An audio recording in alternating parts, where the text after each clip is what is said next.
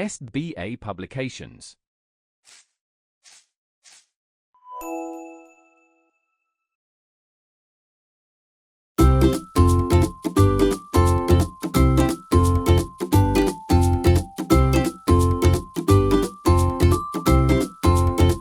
नमस्कार प्यारे बच्चों, कैसे हैं आप सब। मैं उम्मीद करती हूँ आप सब बहुत अच्छे होंगे। प्यारे बच्चों, आज हम पढ़ेंगे पाठ 8 जिसका नाम है परीक्षा। चलिए शुरू करते हैं। जब रियासत देवगढ़ के दीवान सरदार सुजान सिंह बूढ़े हुए तो परमात्मा की याद आई। जाकर महाराज से विनय की कि दीन बंधु दास ने श्रीमान की सेवा 40 साल तक की। अब मेरी अवस्था भी ढल गई है, राजकाज संभालने की शक्ति नहीं रही। कहीं भूल चूक हो जाए तो बुढ़ापे में दाग लगे, सारी जिंदगी की नेक नामी मिट्टी में मिल जाए। राजा साहब अपने अनुभवशील नीति कुशल दीवान का बड़ा आदर करते थे। बहुत समझाया, लेकिन जब दीवान साहब न माने तो हार कर एक शर्त पर उनकी प्रार्थना स्वीकार कर ली। रियासत के लिए नया दीवान आप ही को खोजना पड़ेगा। दूसरे दिन देश के प्रसिद्ध पत्रों में यह विज्ञापन निकला कि देवगढ़ के लिए एक सुयोग्य दीवान की जरूरत है। जो सज्जन अपने को इस पद के योग्य समझे वे वर्तमान दीवान सुजान सिंह की सेवा में उपस्थित हों। यह जरूरी नहीं है कि वे ग्रेजुएट हों, मगर हृष्ट-पुष्ट होना आवश्यक है। मंदाग्नि के मरीज को यहाँ तक कष्ट उठाने की कोई जरूरत नहीं। 1 महीने तक उम्मीदवारों के रहन सहन आचार विचार की देखभाल की जाएगी। विद्या कम परंतु कर्तव्य का अधिक विचार किया जाएगा। जो महाशय इस परीक्षा में पूरे उतरेंगे वे इस उच्च पद पर सुशोभित होंगे। इस विज्ञापन ने सारे मुल्क में तहलका मचा दिया। ऐसा ऊंचा पद और किसी प्रकार की कैद नहीं, केवल नसीब का खेल है। सैकड़ों आदमी अपना अपना भाग्य परखने के लिए चल पड़े। देवगढ़ में नए नए और रंग बिरंगे मनुष्य दिखाई देने लगे। प्रत्येक रेलगाड़ी से उम्मीदवारों का एक मेला सा उतरता। कोई पंजाब से चला आता था, कोई मद्रास से, कोई नए फैशन का प्रेमी, कोई पुरानी सादगी पर मिटा हुआ। पंडितों और मौलवियों को भी अपने अपने भाग्य की परीक्षा का अवसर मिला। बेचारे सनद के नाम पर रोया करते थे, यहाँ उसकी कोई जरूरत नहीं थी। नाना प्रकार के अंगरखे और कंटोप पहनने लोग देवगढ़ में अपनी सज धज दिखाने लगे, लेकिन सबसे अधिक संख्या ग्रेजुएटों की थी, क्योंकि सनद की कैद न होने पर भी सनद से पर्दा तो ढका ही रहता है। सरदार सुजान सिंह ने इन महानुभवों के आदर सत्कार का बड़ा अच्छा प्रबंध कर दिया था। लोग अपने अपने कमरों में बैठे रोजेदार मुसलमानों की तरह महीने के दिन गिना करते थे। हर एक मनुष्य अपने जीवन को अपनी बुद्धि के अनुसार अच्छे रूप में दिखाने की कोशिश करता था। मिस्टर आ 9 बजे दिन तक सोया करते थे। आजकल वे एक बगीचे में टहलते हुए उषा का दर्शन करते थे। मिस्टर बा को हुक्का पीने की लत थी। आजकल बहुत रात गए किवाड़ बंद करके अंधेरे में सिगार पीते थे। मिस्टर सा, द और ज से उनके घरों पर नौकरों की नाक में दम था, लेकिन ये सज्जन आजकल आप और जनाब के बगैर नौकरों से बातचीत नहीं करते थे। महाशय क नास्तिक थे, हक्सले के उपासक, मगर आजकल उनकी धर्म निष्ठा देखकर मंदिर के पुजारी को पदच्युत हो जाने की शंका लगी रहती थी। मिस्टर ल को किताब से घृणा थी, परंतु आजकल वे बड़े बड़े ग्रंथ देखने पढ़ने में डूबे रहते थे। जिससे बात कीजिए वह नम्रता और सदाचार का देवता बना मालूम होता था।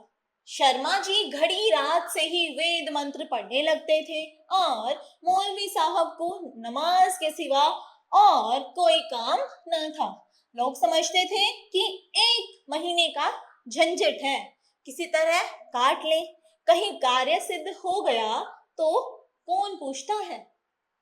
लेकिन मनुष्यों का वह बूढ़ा जौहरी आड़ में बैठा हुआ देख रहा था कि इन बगुलों में हंस कहाँ छिपा है। एक दिन नए फैशन वालों को सूझी कि आपस में हॉकी का खेल हो जाए।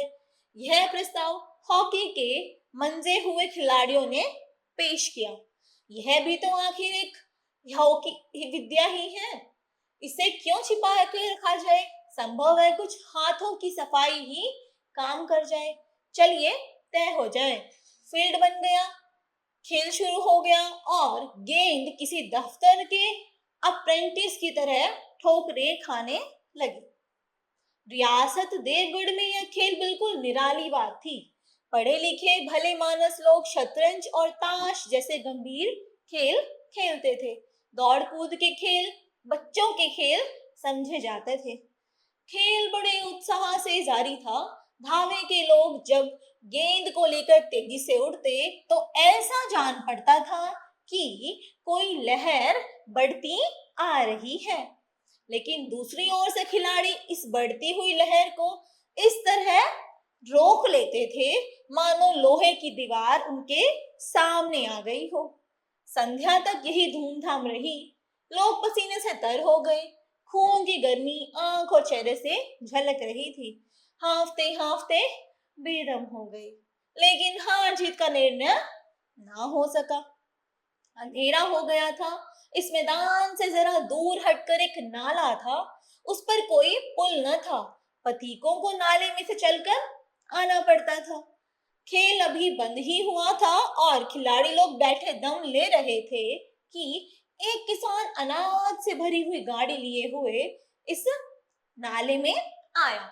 लेकिन कुछ तो नाले में कीचड़ था और कुछ उसकी चढ़ाई इतनी ऊंची थी कि गाड़ी ऊपर न चढ़ती, और चढ़ती भी तो कुछ दूर चढ़कर फिर खिसक कर पीछे पहुंच जाती। किसान बार बार जोर लगाता और बार बार झंझलाकर बैलों को मारता, लेकिन गाड़ी ऊपर चढ़ने का नाम न लेती। बेचारा निराश होकर इधर उधर ताकता, मगर वहां कोई सहायक उसे नजर ही नहीं आता। गाड़ी को अकेले छोड़कर कहीं जा भी नहीं सकता था कि गाड़ी को कोई और ले जाएगा। बड़ी आपत्ति में फंसा हुआ था। इसी बीच में खिलाड़ी हाथों में डंडे लिए घूमते घामते उधर से निकले। किसान ने उनकी तरफ सहमी हुई आंखों से देखा, परंतु किसी से मदद मांगने का साहस किसान से ना हो पाया। खिलाड़ियों ने भी उसको देखा, मगर बंद आंखों से, जिसमें सहानुभूति न थी। मतलब खिलाड़ियों ने उसे देखकर भी अनदेखा कर दिया, क्योंकि वे उसकी मदद करना नहीं चाहते थे। उनमें स्वार्थ था, मद था, मगर उदारता और वात्सल्य का नाम भी नहीं था। लेकिन उसी समूह में एक ऐसा मनुष्य था जिसके हृदय में दया थी और साहस था। आज हॉकी खेलते हुए उसके पैरों में चोट लग गई। लंगड़ाता हुआ धीरे धीरे चला आता था। अकस्मात उसकी निगाह गाड़ी पर पड़ी, ठिठक गया। उसे किसान की सूरत देखते ही सब बातें ज्ञात हो गई। डंडा एक किनारे रख दिया, कोट उतार डाला और किसान के पास जाकर बोला, मैं तुम्हारी गाड़ी निकाल दूं? किसान से पूछता है कि मैं तुम्हारी गाड़ी निकाल दूं? किसान ने देखा एक गठे हुए बदन का लंबा आदमी उसके सामने खड़ा है। झुककर बोला, हुजूर मैं आपसे कैसे कहूं? युवक ने कहा, मालूम होता है तुम यहाँ बड़ी देर से फंसे हो। अच्छा, तुम गाड़ी पर जाकर बैलों को साधो, मैं पहिए को धकेलता हूँ, अब ये गाड़ी ऊपर चढ़ जाएगी। किसान गाड़ी पर जा बैठा। युवक ने पहिए को जोर से धक्का लगाया और धकेल दिया।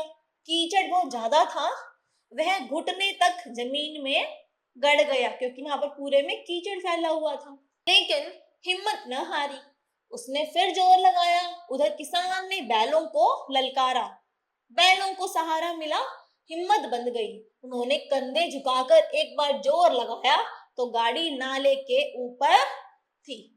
किसान युवक के सामने हाथ जोड़कर खड़ा हो गया। बोला, महाराज, आपने आज मुझे उबार दिया, नहीं तो सारी रात मुझे यहीं बैठना पड़ता, क्योंकि मेरे पास इसके सिवा कोई उपाय भी नहीं था। युवक ने हंसकर कहा, अब मुझे कुछ इनाम देते हो? किसान ने गंभीर भाव से कहा, नारायण चाहेंगे तो दीवानी आपको ही मिलेगी। युवक ने किसान की तरफ गौर से देखा। उसके मन में एक संदेह हुआ, कहीं ये सुजान सिंह तो नहीं है? आवाज मिलती है, चेहरा मोहरा भी वही है। किसान ने भी उसकी ओर तीव्र दृष्टि से देखा। शायद उसके दिल के संदेह को भांप गया। मुस्कुराकर बोला, गहरे पानी में बैठने से ही मोती मिलता है।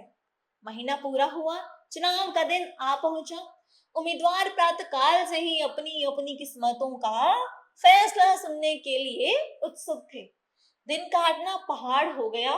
प्रत्येक के चेहरे पर आशा और निराशा के रंग आते थे। न मालूम आज किसके नसीब जागेंगे, न जाने किस पर लक्ष्मी की कृपा दृष्टि होगी। संध्या के समय राजा साहब का दरबार सजाया गया। शहर के रईस और धनाढ्य लोग, राज्य के कर्मचारी और दरबारी तथा दीवानी के उम्मीदवारों का समूह सब रंग बिरंगी सज धज बनाए दरबार में आ विराजे। उम्मीदवारों के कलेजे धड़क रहे थे।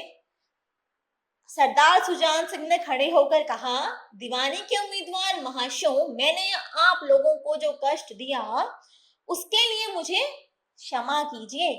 इस पद के लिए एक ऐसे पुरुष की आवश्यकता थी जिसके हृदय में दया हो और साथ साथ आत्मबल भी हो। हृदय वह जो उदार हो, आत्मबल वह जो आपत्ति का वीरता के साथ सामना करे कि समस्या आने पर उसका मुकाबला कर सके, ना कि वहां से भाग जाए।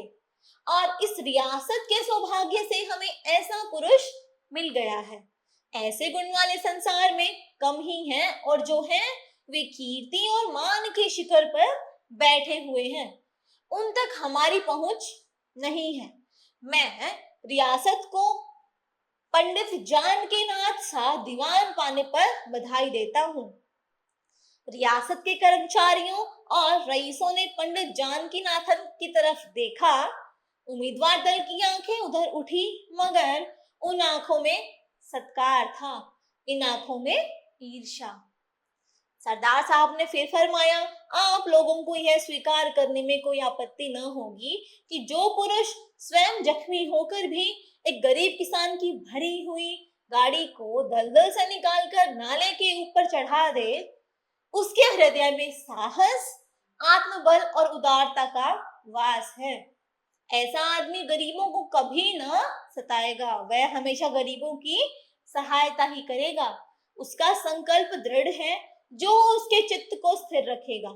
वह चाहे धोखा खा जाए, परंतु दया और धर्म से कभी भी नहीं हटेगा। तो आपने देखा किस प्रकार सुजान सिंह ने एक व्यक्ति को ढूंढा। किस व्यक्ति को ढूंढा? उसको ढूंढा जो खुद जख्मी होकर भी दूसरों की मदद कर रहा था। तब इसने ऐसा सोचा कि जब यह व्यक्ति दूसरों की मदद कर सकता है स्वयं जख्मी होकर भी, तो यह कभी भी गरीबों को नहीं सताएगा और यह ही एक अच्छा दीवान बन सकता है। आइए बढ़ते हैं शब्दार्थ। दीवान यानी कि मंत्री, मंदाग्नि कमजोर पाचन शक्ति, तहलका खलबली, अंगरखा एक पोशाक, नास्तिक ईश्वर में विश्वास न करने वाला, दम लेना, सुस्ताना, फरमाना, कहना, पृष्ठ स्वस्थ, आचार चाल चलन, सनद, प्रमाण पत्र, लत, व्यसन, अप्रेंटिस, नव, सिखुआ, मद, नशा। प्यारे बच्चों, आगे आपको अभ्यास कार्य दिया गया है और उस अभ्यास कार्य को आप स्वयं करने का प्रयास करें। प्यारे बच्चों, आज की आपकी कक्षा यहीं समाप्त होती है। मिलते हैं एक नई कक्षा में एक नए विषय के साथ। आज के लिए इतना ही। धन्यवाद।